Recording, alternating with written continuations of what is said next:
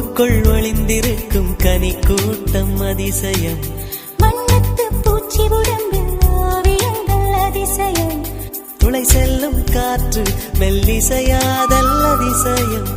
குருநாதன் இல்லாத குயில் பாட்டு அதிசயம். அதிசயமே அசந்து போகும் நீ எந்த அதிசயம். அஜூபா